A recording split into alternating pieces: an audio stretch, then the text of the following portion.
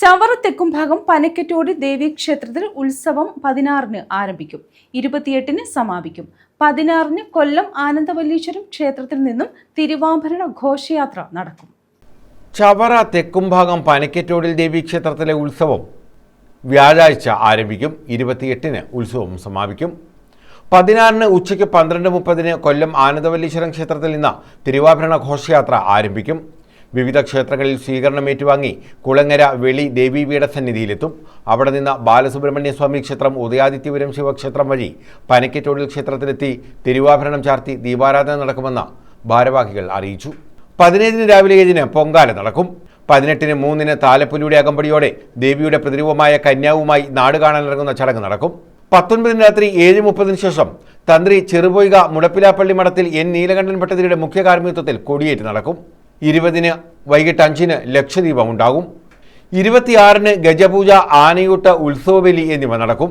വൈകിട്ട് 3-ന് പൂരം എഴുന്നള്ളത്തും പൂരവും കുടമാറ്റവും നടക്കും. 27-ന് ഉച്ചകഴിഞ്ഞ് 3-ന് കെട്ടുകാഴ്ച, പുലർച്ചെ 1-ന് പള്ളിവേട്ട, 28-ന് വൈകിട്ട് 4:30-ന് കെട്ടുകാഴ്ച, ആറാട്ട്, വിളക്കിനെഴുന്നള്ളിപ്പ്, വിശേഷാൽ പൂജകൾ എന്നിവ നടക്കുമെന്ന് president T Rajendran Pillai, vice president Ratheesh R, secretary B Rajesh, publicity convener R Suresh Kumar, ഉപദേശക സമിതി അംഗം സുരേഷ് കുജിയത്ത, ദേവസ്വം കമ്മിറ്റി അംഗം എ ഗുരുപ്രസാദ് എന്നിവർ അറിയിച്ചു.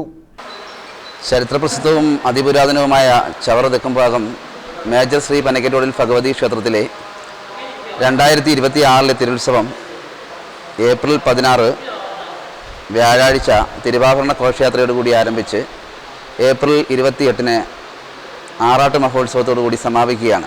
ഉത്സവത്തിൻ്റെ ഭാഗമായി നാളെ ഉച്ചയ്ക്ക് 12:30-ന് കൊല്ലം ആനന്ദവല്ലീശ്വരം ക്ഷേത്രസന്നിധിയിൽ നിന്നും ദേവിയുടെ തിരുവടയാളവും തങ്ക തിരുവാഭരണവും വഹിച്ചുകൊണ്ടുള്ള തിരുവാഭരണ ഘോഷയാത്ര ആനന്ദവല്ലീശ്വരം ക്ഷേത്രത്തിൽ നിന്ന് പുറപ്പെട്ട് മുളങ്കാടകം വള്ളിക്കീഴ് ശക്തികുളങ്ങര ശ്രീ ധർമ്മശാസ്ത്ര ക്ഷേത്രം, പരിമണം, ആൽത്തറമൂട്, കൊറ്റംകുളങ്ങര വഴി കൊറ്റംകുളങ്ങര, ചവറ, ഭരണിക്കാവ്, അയ്യൻകോയിക്കൽ ശ്രീ ധർമ്മശാസ്ത്ര ക്ഷേത്ര, വഞ്ചിമുക്ക്, ശ്രീനാരായണപുരം മഹാവിഷ്ണു ക്ഷേത്രം വഴി കുളങ്ങരവളി ദേവീപീഠത്തിൽ എത്തിച്ചേരുകയും അവിടെ നിന്നും കീഴ്പ്പതിവ് അനുസരിച്ച് ബാലികമാരുടെ താലപ്പൊലി, വിവിധ വാദ്യമേളങ്ങൾ എന്നിവയുടെ അകമ്പടിയോടുകൂടി പനവിള ശ്രീ ബാലസുബ്രഹ്മണ്യ സ്വാമി ക്ഷേത്രം, ഉദയാദിത്യപുരം ശിവക്ഷേത്രം വഴി ക്ഷേത്രത്തിലെത്തി തിരുവാഭരണം ചാർത്തി ദീപാരാധന നടത്തുന്നു. തുടർന്ന് ഏപ്രിൽ 17 വെള്ളിയാഴ്ച രാവിലെ 7 മണി മുതൽ ക്ഷേത്രത്തിൽ പൊങ്കാല മഹോത്സവം. നാടിൻ്റെ ക്ഷേമ ഐശ്വര്യത്തിന് വേണ്ടി ഉത്സവത്തിന് മുന്നോടിയായി ക്ഷേത്രസന്നിധിയിൽ എല്ലാ വർഷവും നടന്നു വരുന്ന പൊങ്കാലയിൽ ആയിരക്കണക്കിന് സ്ത്രീഭക്തർ പങ്കെടുക്കുന്ന പൊങ്കാലയാണ്. അത് വെള്ളിയാഴ്ചയാണ് ക്ഷേത്രത്തിൽ നടക്കുന്നത്. തുടർന്ന് ഉത്സവത്തിൻ്റെ മുന്നോടിയായി ദേവി നാട് കാണാനിറങ്ങുന്ന ചടങ്ങായ പ്രധാനപ്പെട്ട ഉത്സവത്തിൻ്റെ പ്രധാന ചടങ്ങായ താലപ്പൊലി മഹോത്സവം ഏപ്രിൽ 18 ശനിയാഴ്ചയാണ്.